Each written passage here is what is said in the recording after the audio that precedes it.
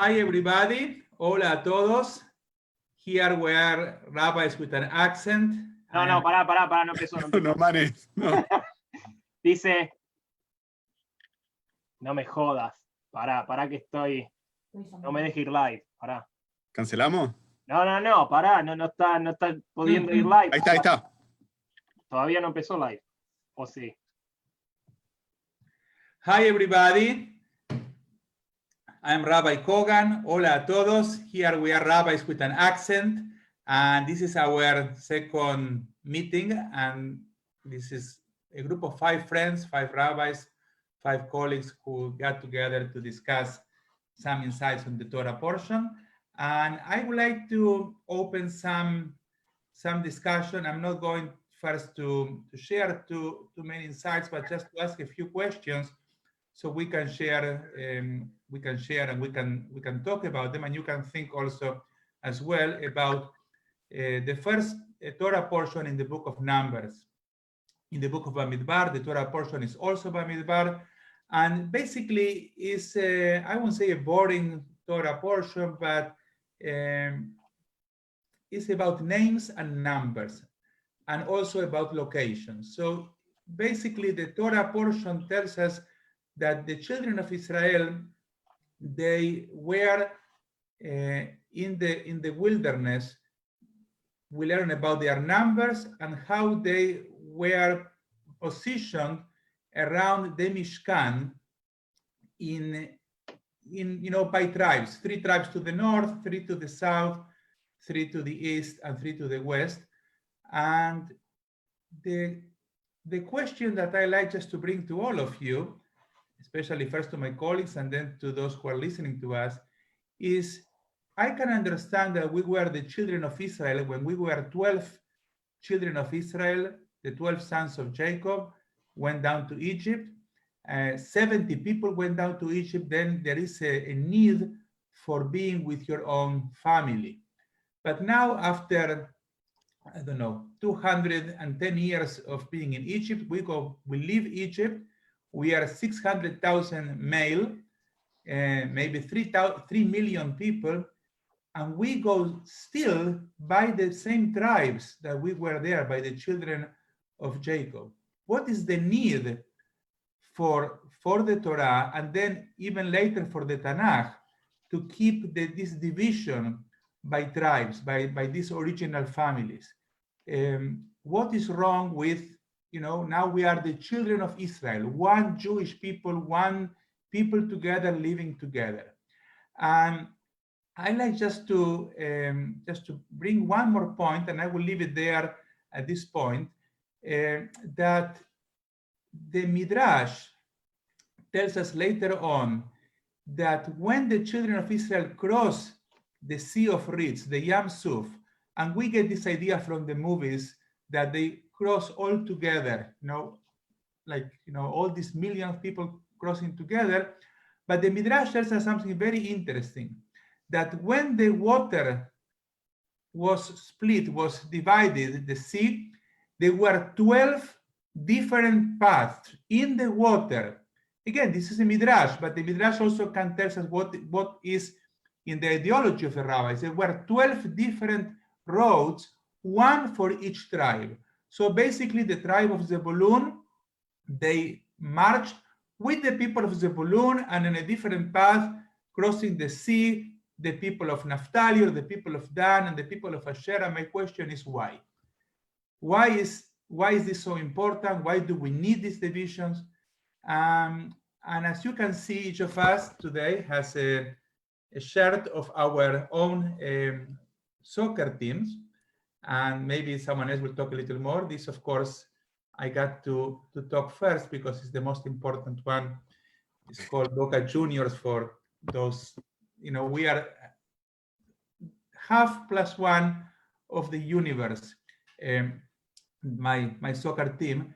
But I would like to tell you one more thing about soccer. And I think we need to interrupt you here. I'm sorry. No, it's okay. No. I have to. Okay, I'm really please sorry. don't, please don't. Okay, so with your permission, Rabbi Kogan, we started talking about Torah, and you deviated the conversation in the wrong way. I want to be gentle with the people and teach them, because they listen to us and they want to learn not only Torah but also they want to learn Spanish. So for those who are watching, I want to tell you that this is a soccer team shirt, and what my colleagues are wearing is I want to teach you a word in Spanish. It's called shmate. Okay, that's what my colleagues are wearing. Now we can continue the Torah conversation with that clarification. But okay. I want to take on the tribes with your permission, unless somebody else wants to. Let me say one thing for you to think about, and imagine it like a soccer team, like, and the coach. You want to play number 9. You want to play like in the center forward, and then the coach says you are going to play in the defense, and you think that this is not my place. I want to play ahead. I want to score goals, and the coach says no, but I think you should play behind, just in the defense. And if you are going to play in my team, you are going to play in this position. So basically, the children of Israel, they were not given the choice where they wanted to be. Basically, Hashem told them, you're going to be here, and you are going to be here, and you're going to be there, like it or not. So these are my 2 questions. Why we need the tribe systems after we are a people, and what do we do with the place that God assigns to each of us? Well, thank you, Rabbi Kogan. I think I'm next to you in the screen, so I will jump maybe in my screen. So I will jump into the waters, representing the midrash that you just brought up. And every time I hear and I learn and I study that midrash, it reminds me of the tefillin shel Rosh. There are different paths, and you can see that the division, it's, the tefillin for Rosh is divided in 4 compartments, and they have the 4 parashiot there. And the tefillin shel Yad, they have only 1 compartment. So that's where I think, I want to take my answer to that. So the division maybe when they walk is in those 12 paths, and is that we can think in different ways. The tefillin shel Rosh is divided in 4 compartments because we can think differently. And you may have one idea, and the other tribe may have an idea. You like your soccer team. I think you should like my soccer team, but and we have different opinions on that. And then the tefillin shel Yad tells us the actions need to be equal. We all need to march. We all need to cross together.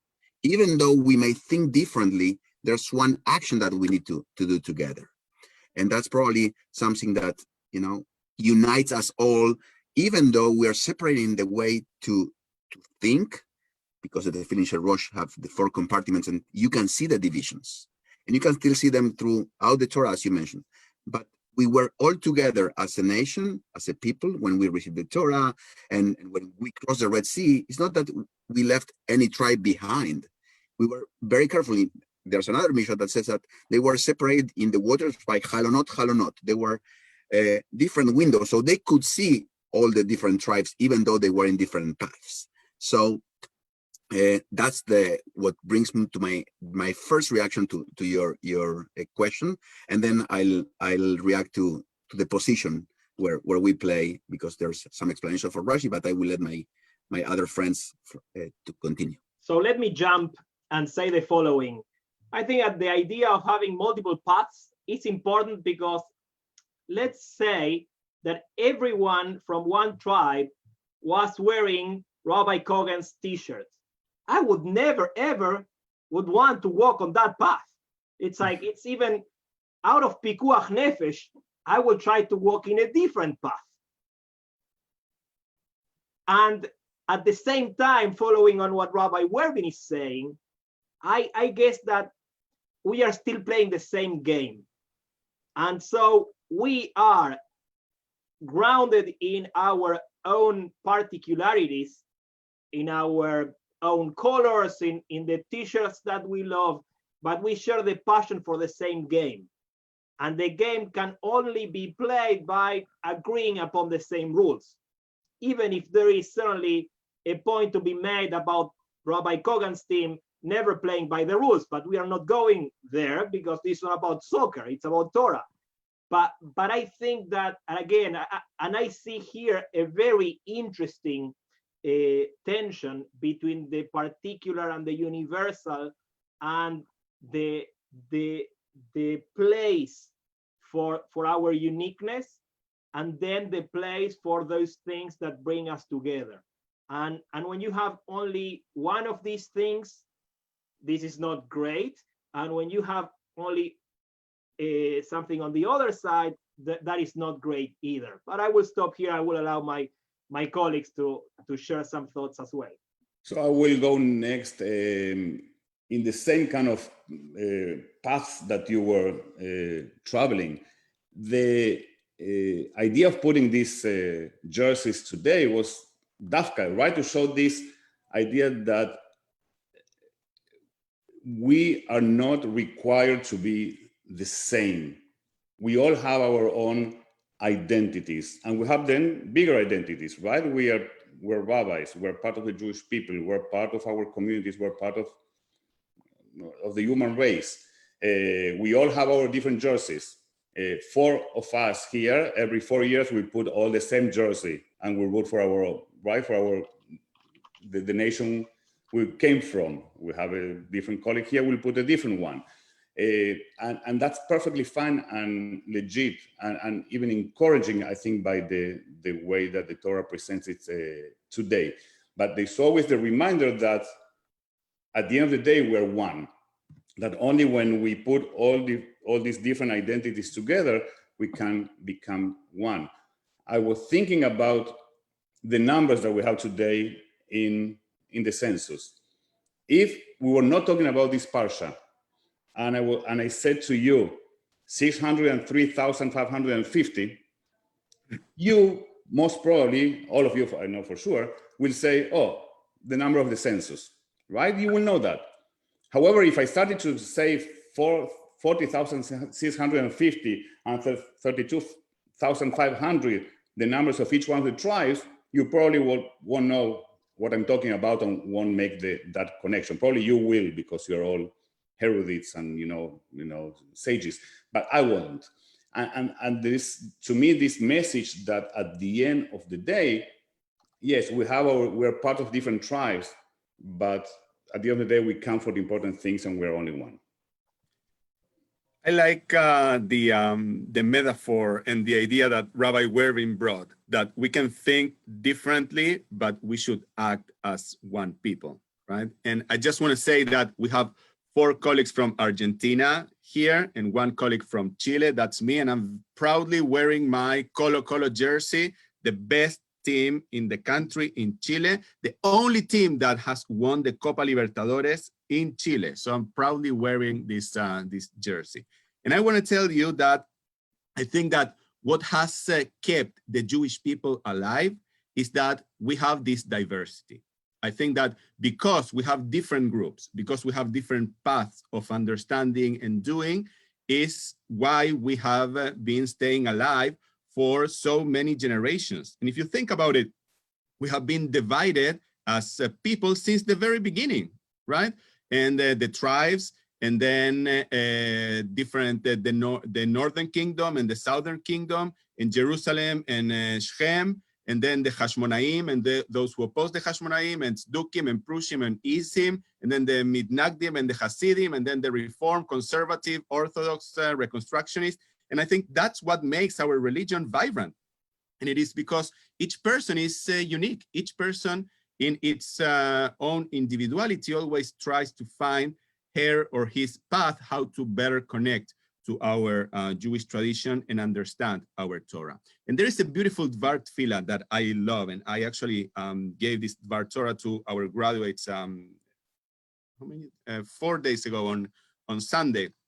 And it's related to the beginning of the Amidah. At the beginning of the Amidah, we say, Elohei Abraham, Elohei Yitzchak, Elohei Yaakov, Elohei Sarah, Rivka, Rachel, and Leah, right? So we say, Eloheinu, Elohei Avoteinu, right? We say, God of our forefathers and God of our foremothers. And then we say, Abraham, Yitzchak, Yaakov, Sarah, Rivka, Rachel, and Leah. So why the repetition? Why are we saying God of our forefathers and mothers, and then we are saying each one of them again? And the answer, the beautiful answer, is that each one of them found their connection to God in a different way. Each one of them was unique, and each one of them followed one of these paths that Rabbi Kogan was talking about to find themselves connected to Jewish tradition and to the Jewish people. So I think that diversity is good. What gives us strength, and what gives us, the possibility to continue evolving as a vibrant Jewish tradition. Thank you, Rabbi Kormis. And I know that I like to say, Rabbi Werbin, that I like the idea of tefillim, and I may just say that in the future in my own name when I share it with a bar mitzvah student. It's a wonderful idea. Be my guest.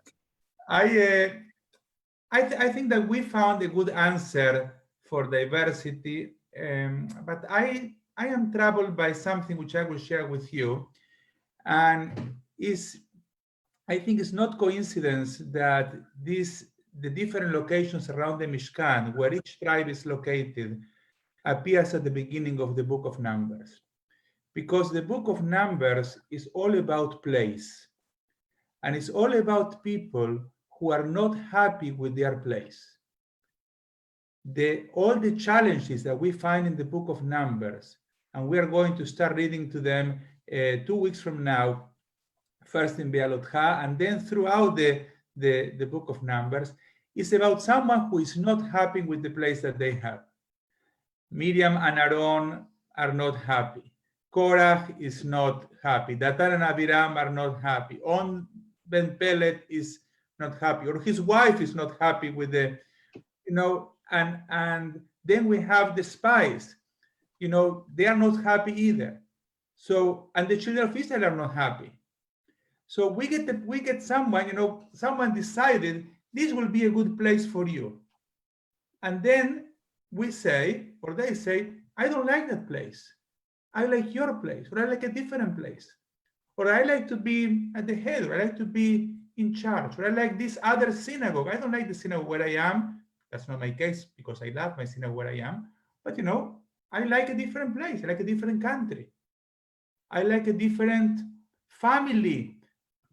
Maybe I'm not happy in the family I was born. Maybe I'm not happy with my lot. And we have a big thing in our society, and our society is telling us time and time and again, if you are not happy, go for the sky, just change places. And our Torah seems basically to force each of these tribes in a particular place.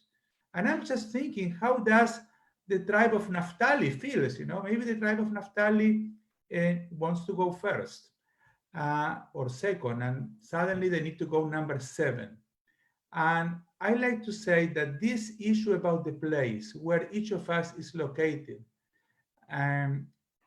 is at the core of fights, argument, separations between families, between colleagues, and basically is someone wants the makom of someone else. And I like just to I have a thought to share, but I like just to leave it there, because what do we do with the place that we were given, and how do you find the tension between finding your own place where the root, I'm going just to start to put a seed there, that the idea of the place that we have has to do with the root of our neshamais, where we need to find the place where we belong. And people who are lost, they say, I need to find my place. So how do we find this tension, this balance between the place where we belong and the place that we were given, or where we were put in? And I think this is at the center of this Torah portion and the Torah portions that we are going to continue reading. I think that the question that you're bringing is an excellent one, and you could see it throughout the book of Numbers. And one of the things that always catches my attention in this parsha is when they place the Mishpechot Kehati, the sons of Kehat, and Rashi, it says Ubnei Kehat Yachanu Teimana. Okay, In laem degel Reuben achonim teimana. So the people of Reuben are next to Keat. It says, Oy la Rasha and Oy le Shcheino. Oh, what a problem for the wicked person, Korach in this case, and le Shcheino, to the neighbor. Because Korach is going to drag the people from the tribe of Reuben and rebel against, Moses and Aaron. So, they were sitting next to each other and they were placed there. And, as the Pirkei Avot says, what is, when you're looking for something, you should go and see and look for what is the right path. And Rabbi Yossi Omer, Shachen Tov, a good neighbor. So yes, we're put in sometimes in different places, and we want sometimes to change our place. But I think there's also something very important, and it is that every three tribes, or the camps of the three tribes, each of them have a degel. They were the flag, and what's the purpose of the flag? So, you get lost, you want to find your place again. You look where you are when you look high. You look for the makom. You look for your place, for the makom, and you find the makom by looking back to your degel, because the degel, is high and highlights and sticks out, and you'll be able to find your place again.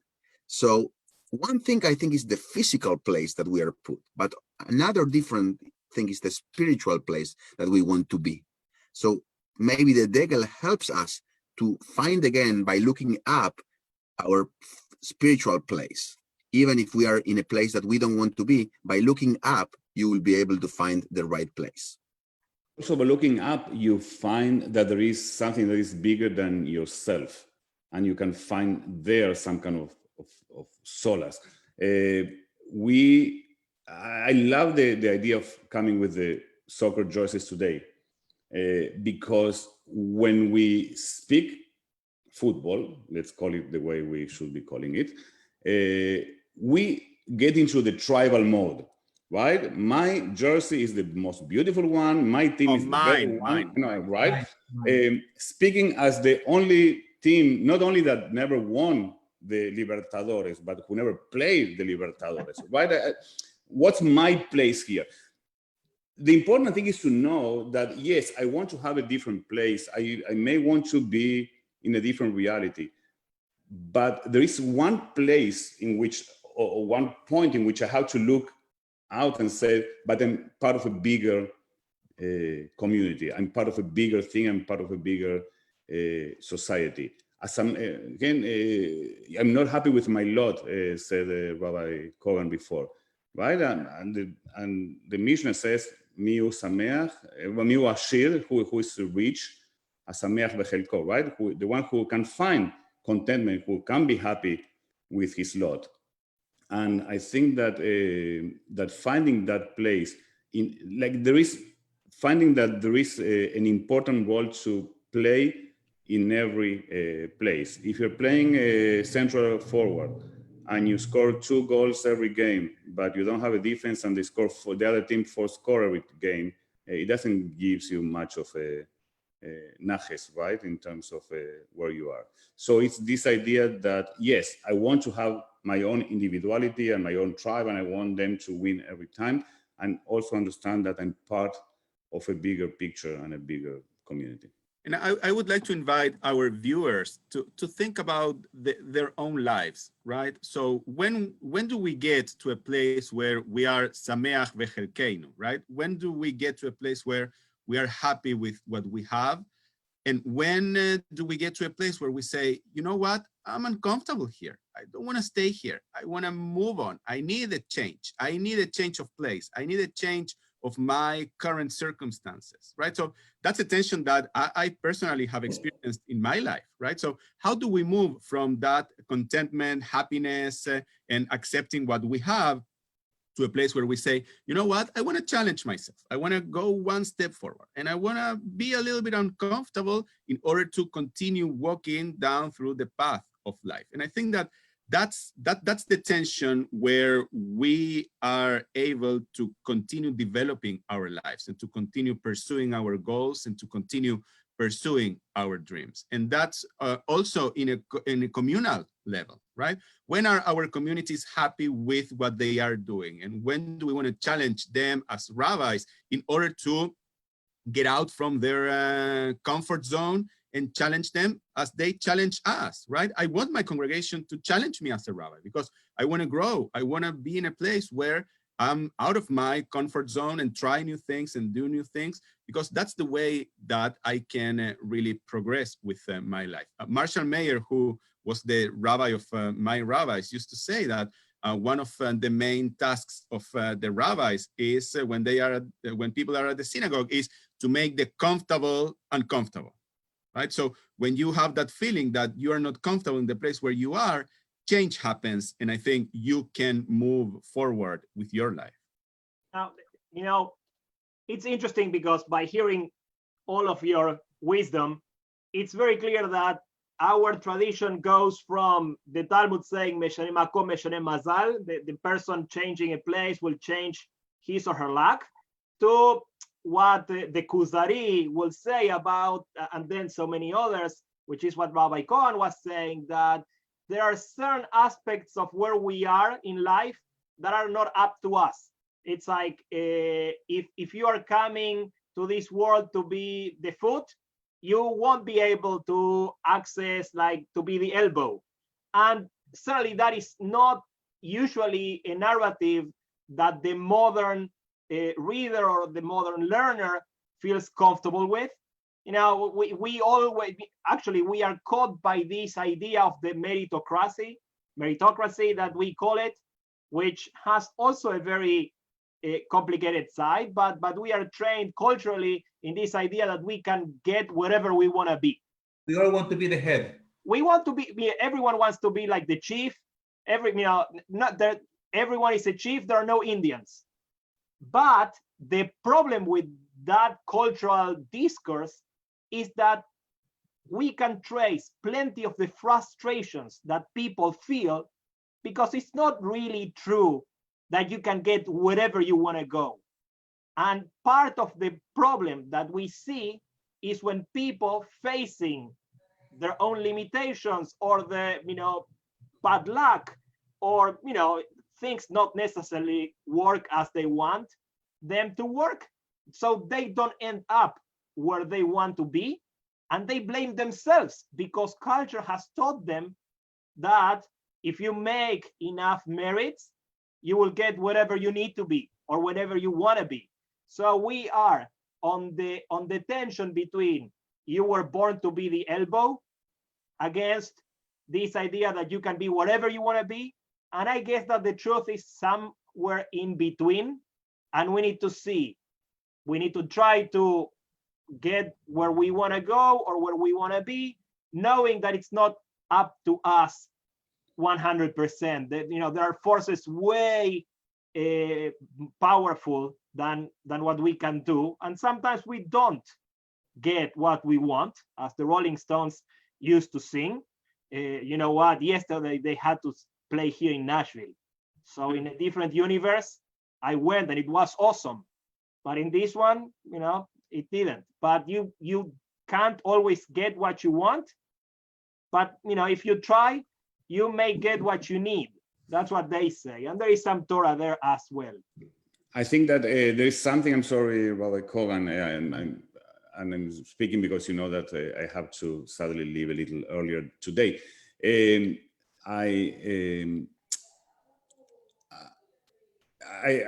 I love this discussion. I would love to stay. I think that if anything we learned in the last 2 months is that we are not in control. I mean, if we had any doubts, right, that we are not in control. And we also, the five of us for sure have learned that we can at sometimes choose leshanot makom, to change places, to change our lot, but that it's not easy.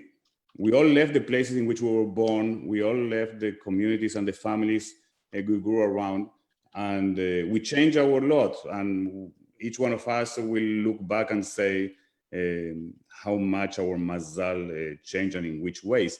But we know that it's not an easy thing to do, and that nobody should blame anyone, and for sure not yourself, for even in those moments in which you're not totally happy with the place in which you are, to be afraid of changing. On the one hand, you would love to say, right, also Marshall Zal used to say that that the song was not Be'aikar lo lefached klal, that the main issue on the narrow breach of the war was not to be afraid, but it was lo leitfached, not to be afraid of yourself.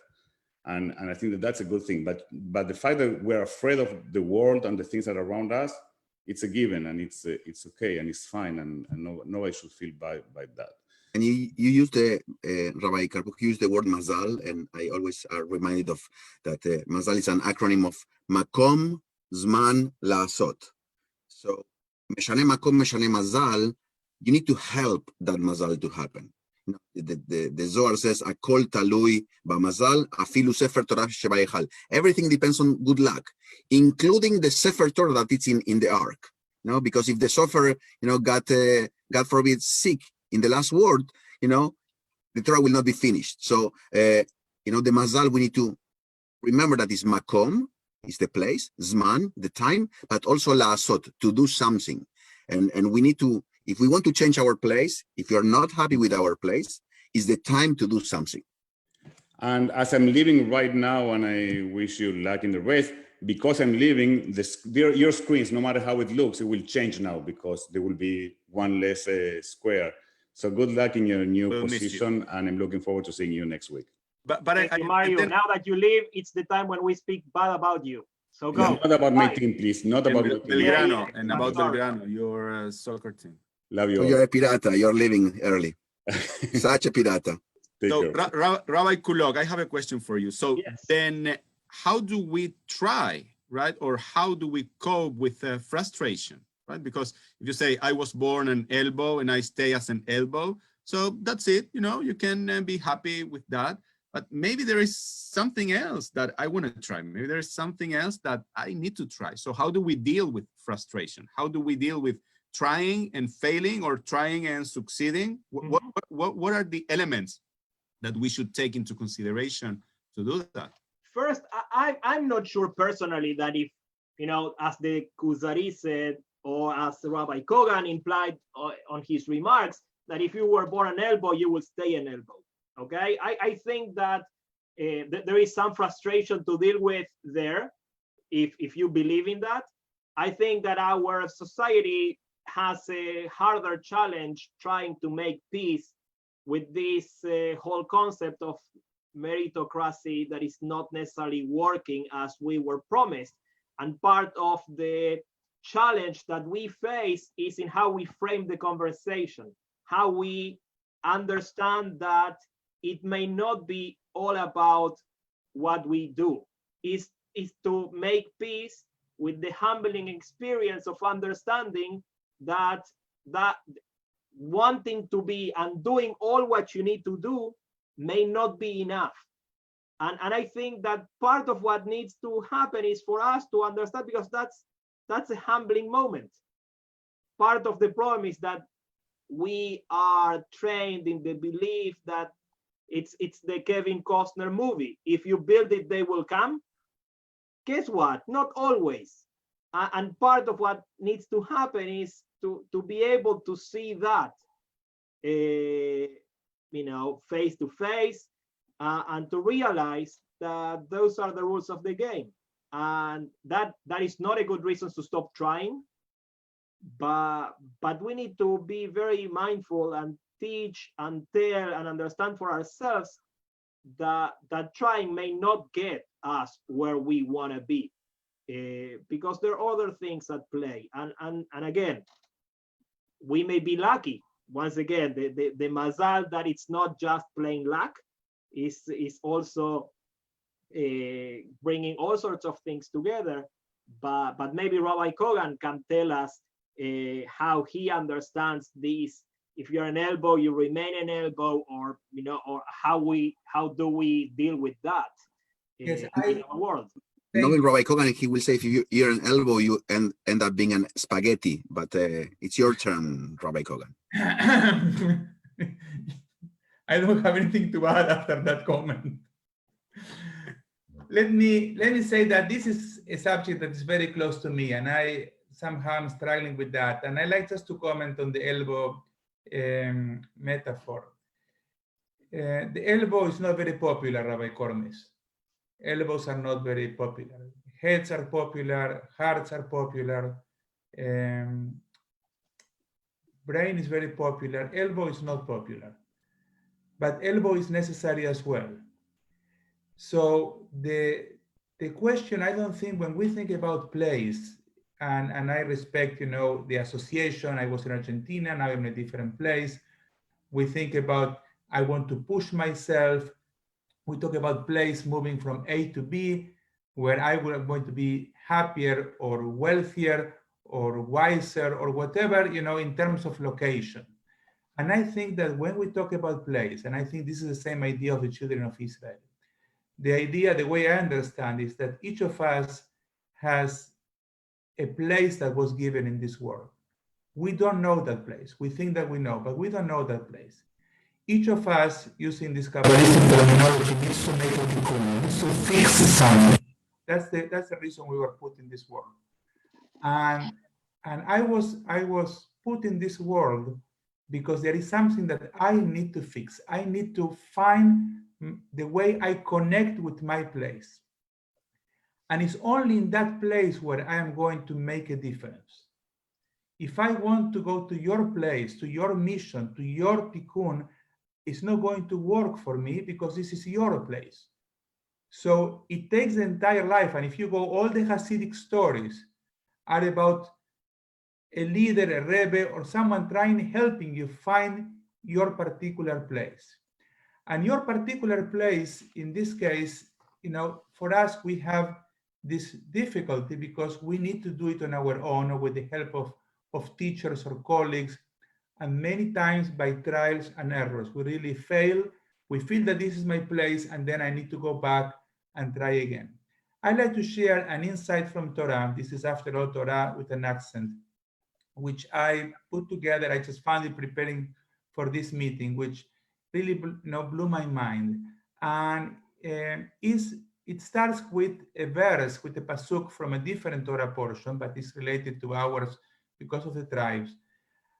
And it's from the book of Genesis. All these are the 12 tribes of Israel. And this is what their father, Jacob, said to them when he blessed them, giving each the blessing appropriate to him. Each the blessing appropriate to him. And says this commentary, the Ora Chaim explains the following. Each kebirchato. What does it mean? Each according to his blessing. Each person, each part has a blessing. The blessing, and Yaakov, because he was the father, he knew them. He also was a prophet. He knew that each of them has a potential, and the potential of each of them was different. And the flags that each of them have, if you know, there is a little symbol in this flag.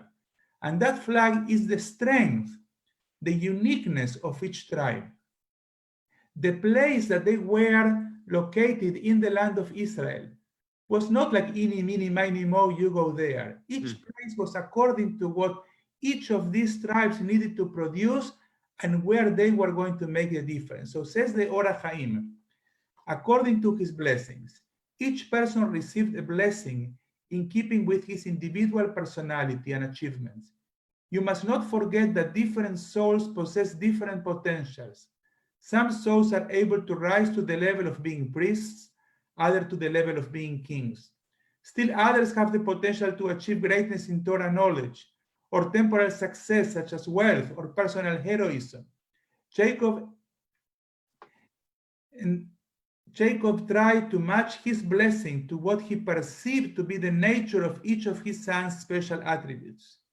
The Torah uses the word otam, them, plural, to stress that each and every blessing to each individual son was also meant to be beneficial to the brothers as a whole.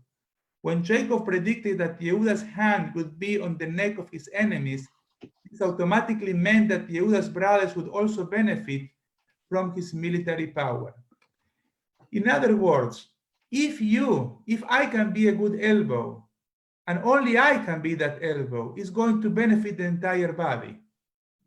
But if I want to be the head, and this is not my place, and I'm not saying that it's not my place, but if I am in a place that is not mine, then not only I am not going to fulfill my own mission, but I'm not going to help the whole.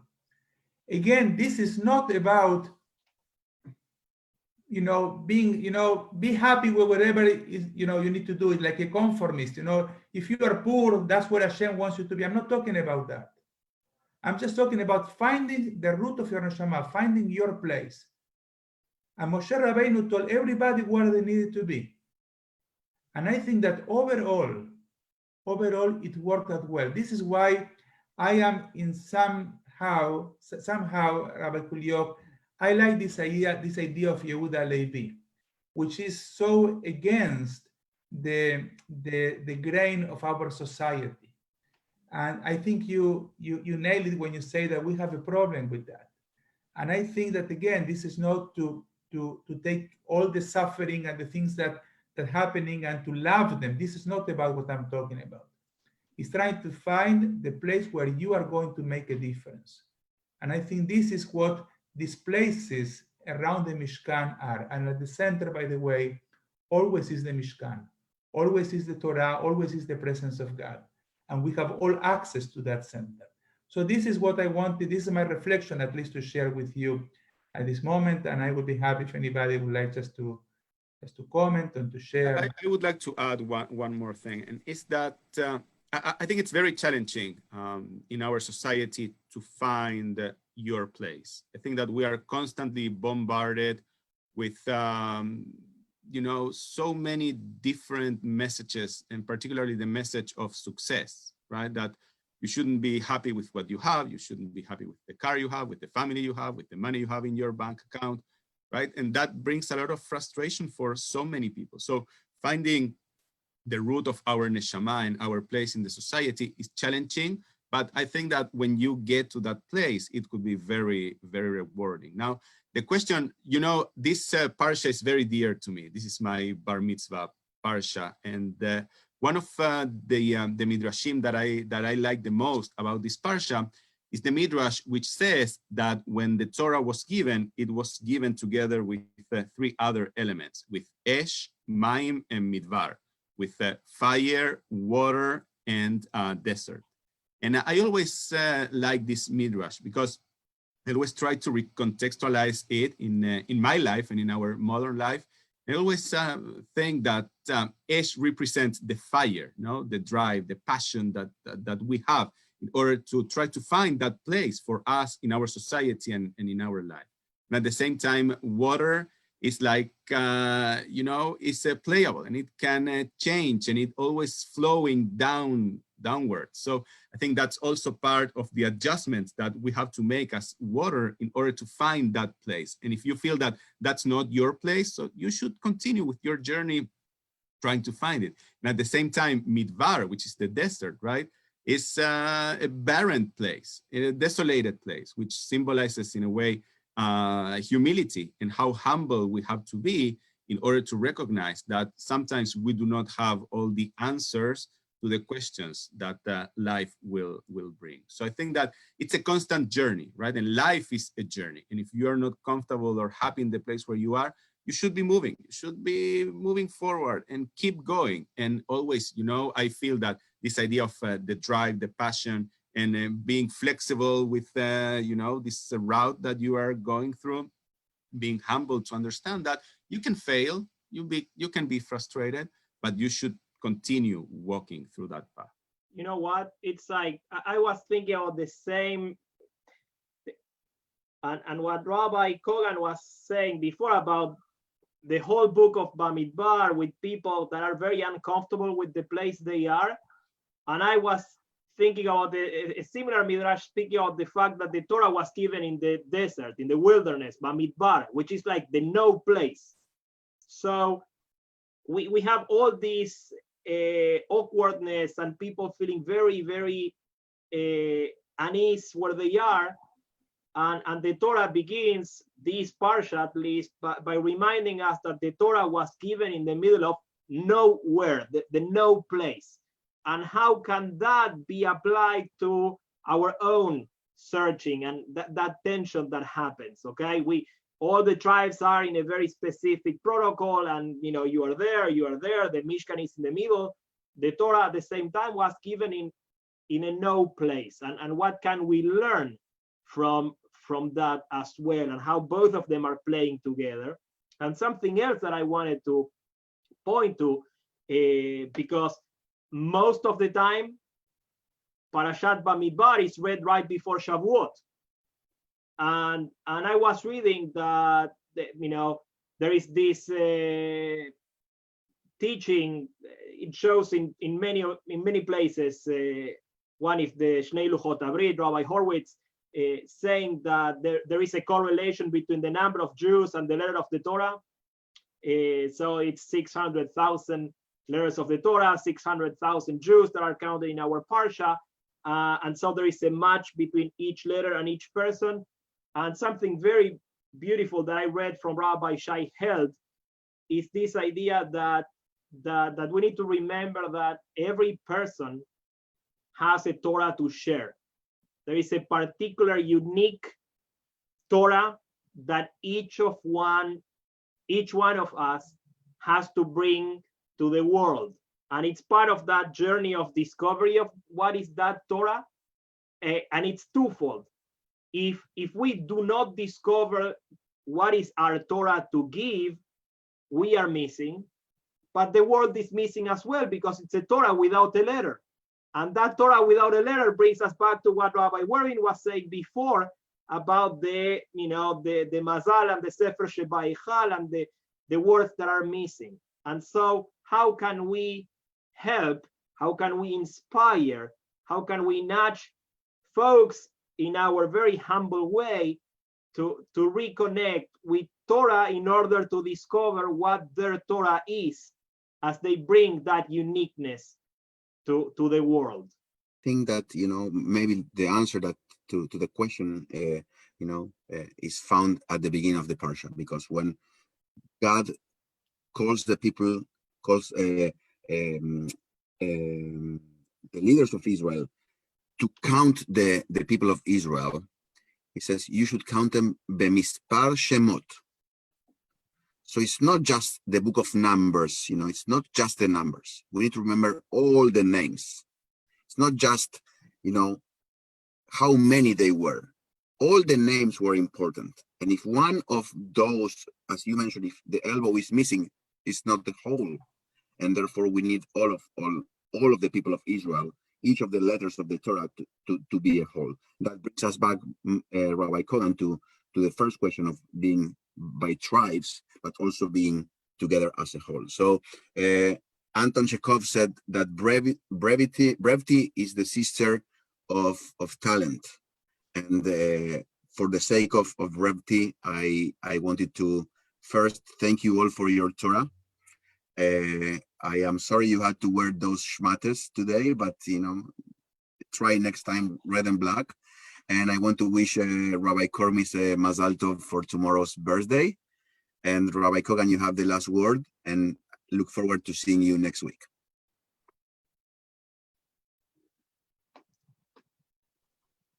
You have to unmute yourself.